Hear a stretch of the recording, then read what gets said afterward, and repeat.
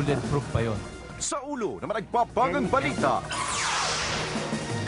Kakulangan sa gamit at training, inamin ng MPD SWAT kung bakit pumalpak sa pagresponde sa hostage-taking.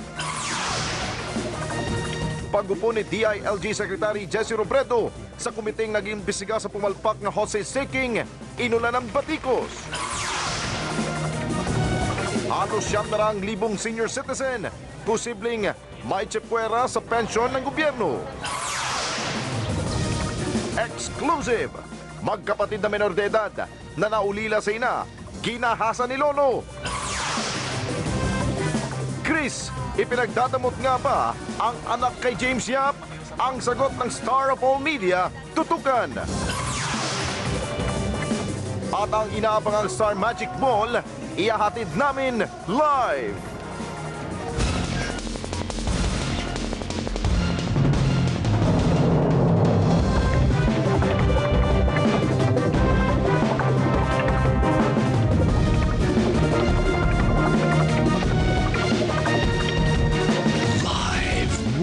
ABS-CBN News Center, Manila. Ito ang TV Patrol Weekend!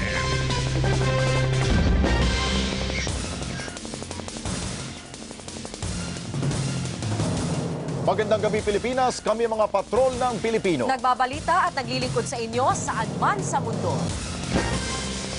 Kapamilya, kakulangan sa gamit at training. Ito ang mga naging dahilan ng mga miyembro ng MPD SWAT kaya pumalpak ang pagresponde sa August 23 hostage-taking. Maging bulletproof vest nila, expired na pala. Nagpapatrol Nico Bawa. Mula pa lang sa pagsalang kay Chief Inspector Romeo Salvador sa DOJ hearing kahapon, lumalabas na kulang sa gamit ang pulisya, partikular ang Manila Police, lalo na sa pagtugon sa hostage-taking. Bilang assistant negotiator, siya ang unang lumapit sa hostage-taker na si Senior Inspector Rolando Mendoza, pero ginawa niya ito nang walang bulletproof vest. How come you did not have a vest? I don't have a vest, Your Honor. There's only one vest in your office? Only Colonel Yebra has a vest, Your Honor. Kakulangan din sa equipment ang idinahilan ng mga miyembro ng MPD SWAT kung bakit tumagal ang rescue operation sa hostage-taking. Wala raw silang mga pampasabog para mabasag ang salamin ng bus kaya't gumamit sila ng maso. Wala rin silang night vision goggles. Walang armored personnel carrier at kulang din sa mga armas para sa assault operation. Siguro mas maganda po yung assault rifle, sir. Assault rifles. Bakit?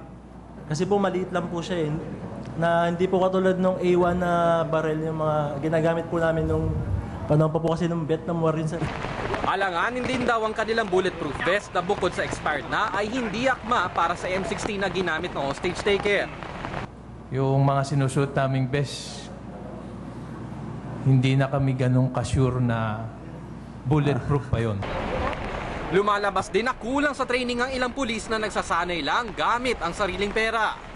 Yung 2004 po, bus assault, sir, sa Bikutan, sir. 2004? Yes, sir. Nasundan pa ba yun? Hindi na? Hindi na po, sir. Sana every month puputok sila. Ang problema, wala naman talagang suporta. Kaya ito, yung training nila, sariling training. Pagkatapos ng hearing, agad humingi ang DOJ ng inventaryo ng mga gamit ng MPD SWAT, pati na rin ang listahan ng natanggap nilang training. Gobyerno, yung mga trainings nyo. Pero kahit kulang sa gamit, iginit ng MPD SWAT na hindi sila nagkulang sa tapang at ginawa na lang nila ang kanilang makakaya sa gitna ng hostage-taking. Nico Bawa, Patrol ng Pilipino. Samantala, umani ng batiko si DILG Secretary Jesse Robredo sa ginawang pag-isa sa sarili niyang opisyal sa investigasyon ng hostage-taking. Tila raw kasi ginisa ni Robredo sa sariling mantika ang kanyang ahensya na siyang namamahala sa pambansang pulisya. Nagpapatrol, Apol Salandoni. Sa pagdinig ng Incident Investigation and Review Committee o IIRC noong Biyernes, maraming nakapansin sa pag-isa ni DILG Secretary Jesse Robredo sa sarili niyang Undersecretary na si Rico Puno sa naging aksyon ng PNP sa hostage-taking incident sa Quirino Grandstand. Pero sa halip na puri, panay batikos ang inabot ng kalihim sa mga social networking site. Sabi ng iba, hindi raw dapat sumali si Robredo sa fact-finding body dahil hawak niya ang PNP. Hindi rin daw maganda na ginigisa niya sa publiko ang sariling tauhan. Pati mga mambabatas, pinuna ang tila paghuhugas kamay ni Robredo kahit pa sinabi ni Pangulong Aquino na si Puno ang direktang namamahala sa PNP. I do not think that it is appropriate that he should be a member of the investigating panel. Ipinagtanggol naman si Robredo ni dating Isabela Governor Grace Padaka. Si Secretary Robredo ang isa siguro sa mga huling tao na magtatago sa kanyang responsibility and accountability. Huwag din daw haluan ng politika ang trahedya ng hostage-taking. Panawagan ngayon ng mga taga-suporta ni Robredo kay Pangulong Aquino, ibigay na ang buong tungkulin ng DILG sa kalihim para hindi na maulit ang kalituhang nangyari. Apples Halandoni, Patrol ng Pilipino. Nag-alay naman ng dasal ang halos 500 bikers sa Fort Santiago kanina. Ito ang kanilang alay sa mga namatay sa malagim na hostage drama noong 23 ng Agosto. Nagsilbi na rin nila itong stopover matapos mag-ikot sa lungsod ng Maynila. Layunin nilang iangat ang turismo na tumamlay matapos ang trahedya. Malalaking diskwento ang alok ng mga bigating hotel sa Visayas kasunod ng dagok sa turismo ng hostage-taking sa Quirino Grandstand. Nagpapatrol, Zian Ambrosio. Maraming pumunta sa huling araw ng Philippine Travel Mart sa Mega Mall kanina kung saan bagsak presyo ang biyahe ng mga eroplano at hotel. Ito ang hakbang ng ilang hotel sa bansa para ibangon muli ang turismong apektado umano sa madugong hostage crisis. Pambawi raw nila ang katakot-takot na promo, gaya ng 50 to 70% off sa hotel stay. So the Lapu-Lapu City Government took an initiative and called the owners and sales and marketing directors of the different resorts of how we can counteract the effects of some cancellations from Hong Kong and China. This initiative is very timely for us to at least recover what we have lost.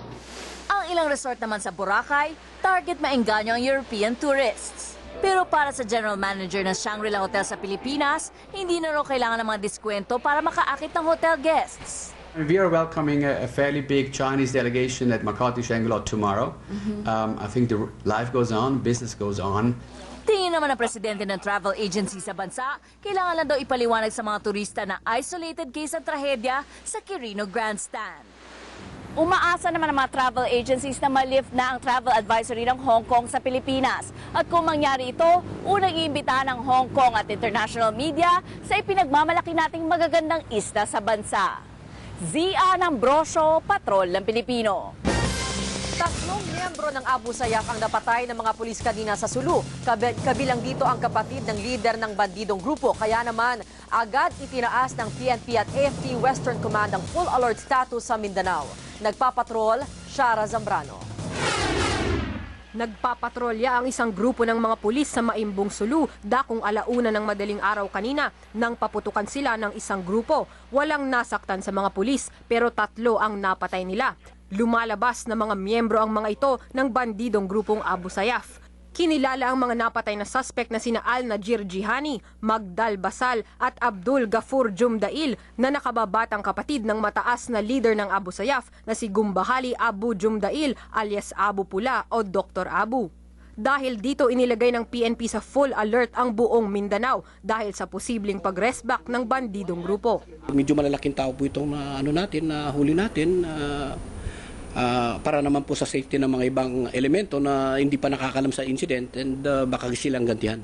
Base sa record, 6 ang arrest warrant ni Gafur Jumdail sa salang murder at frustrated murder. Sangkot din siya sa mga kidnapping gaya sa Sipadan, Malaysia noong taong 2000. Sa Dos Palmas, Palawan noong 2001 at sa 3 International Red Cross volunteers noong 1 taon. Sa kabila nito, hindi pa itinataas ng PNP ang alert level status dito sa Metro Manila maging sa ibang lugar sa labas ng Mindanao. Ang assessment natin dito sa Kamaynilaan ay mukhang hindi aabot. Pero just to make sure ay tuloy-tuloy natin i-assess ang sitwasyon. Gayunpaman, pinaiigting na rin ang seguridad sa mga airport, seaport at iba pang vital installations. Simula kaninang tanghali, iniinspeksyonan ng mga K9 units ang bawat isang pasahero at bagahe.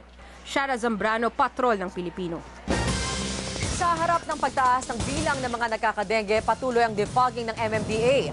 Karamihan kasi sa mga nagkakasakit ng dengue ay mga estudyante. Exclusive nagpapatrol, Abner Mercado. Sa Diosdado Macapagal Elementary School sa Tatalon, Quezon City, nagtungo ang mga tauhan ng MMDA para sa defogging kontra dengue. Mula sa mga classroom hanggang sa mga palikuran ng paaralan, ibinuga ang pamatay lamok. Mainam daw na linggo isagawa ang defogging para di maabala ang mga estudyante at hindi malanghap ang kemikal. Hindi lang po magbubugaw ng mga lamok, kundi makakapinsala rin po sa kanila. Hindi lamang sa lamok nga po pala, kundi pati sa mga crawling insects. Mahigit 4,800 ang populasyon ng paaralan. Ayon sa principal, wala pa namang nabiktima sa kanila ng dengue, lalo't nakatulong ang mga nakapaskil na impormasyon ukol sa dengue sa buong paaralan. Malaking tulong po sa amin, sa mga mag-aral dahil sa pamamagitan niyan ay nawawala yung mga lamok. Pinapurihan din ni Dr. Eric Tayag ng Department of Health ang programang ito ng MMDA. Mas mahaba daw kasi ang inilalagi ng mga bata sa paaralan, gaya ni RB Aporsiple, grade 1 student sa isa pang eskwelahan sa Quezon City na nakaratay ngayon sa ospital. Nakagat ka ng lamok sa eskwelahan nyo? Maraming lamok doon? Umaasa naman ang iba pang paaralan na magtutuloy-tuloy ang aksyon ng MMDA para makaiwas ang mga mag-aaral sa panganib ng dengue. Mula Enero hanggang 3 ng Agosto, umakyat na sa 62,503 ang dengue cases sa bansa. Sa bilang na ito, 465 na ang namatay. Abner Mercado, Patrol ng Pilipino. Naisama sa proposed budget para sa taong 2011 ang pondo para sa 500 pisong buwanang subsidiya sa mga mahihirap na senior citizen. Pero ang problema, limitado lamang ang subsidy o pensyon kaya libo-libo ring matatanda ang hindi makikinabang dito. Nagpapatrol, Pia Gutierrez. Pagtatahi ng basahan ng hanap buhay ng 65 anyos na si Aling Clarita. Sa bawat kilo, 17 pesos lang ang kita niya. Kulang na kulang sa pagkain at gamot niya at anak. Di araw-araw ang kita dyan eh. Kung kailan lang may matapos, tapos may kukuha, ganon. Kaya naman malaking tulong daw sana kung matutuloy ang pensyon na 500 piso kada buwan sa mahihirap na senior citizens sa ilalim ng Expanded Senior Citizens Act of 2010. Pero ayon sa chairman ng Senate Ways and Means Committee na si Senador Ralph Recto, di kwalipikado si Lola Clarita dahil base sa panukalang 2011 budget, limitado lang ang pensyon sa mga edad 80 pataas. Ay, naku, hindi ko na siguro maabutan yung 80. Kung maabutin ko, diswerte naman. Pati si Lolo Manuel na nabibilang din sa pinakamahihirap na pamilya at tsapuera. Sa mga 60 lang, puro na lahat may hina na eh. Wala na talagang kailangan na mayroon isang nagsusuporta na kanila. Sa tansya ni Senador Recto, nasa 850,000 na senior citizens ang mababaliwala sa social pension dahil hindi pa sila umaabot ng 80. Pia Gutierrez, Patrol ng Pilipino.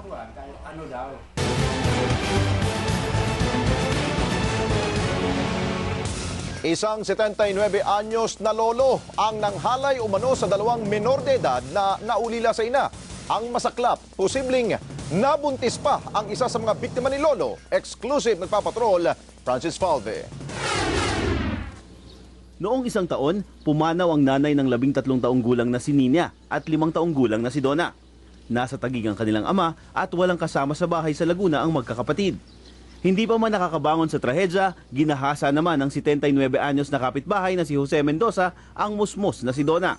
Hindi ko naman po iniisip na siya ay may masamang ginagagawin doon sa akin 2 apo. Ang mas masakit, nalaman rin nilang paulit-ulit na hinalay ng lolo ang dalagitang si Nina.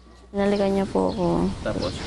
Tapos sabi po niya sa akin mahal daw po niya ako, wag ko daw po siya pagpapalit. Hindi ko naman po kasi saktan yung matanda at baka po saan bumalik yung kaso eh. Dagdag pa sakit sa kanila ang posibleng pagbubuntis ng dalagita dahil sa rapist umanong lolo. 2 linggo na kasi itong hindi dinadatnan. Sa follow-up operation ng Magdalena Laguna Police, nasa kote ang papatakas ng suspect. Nakita na pasakay ng tricycle eh.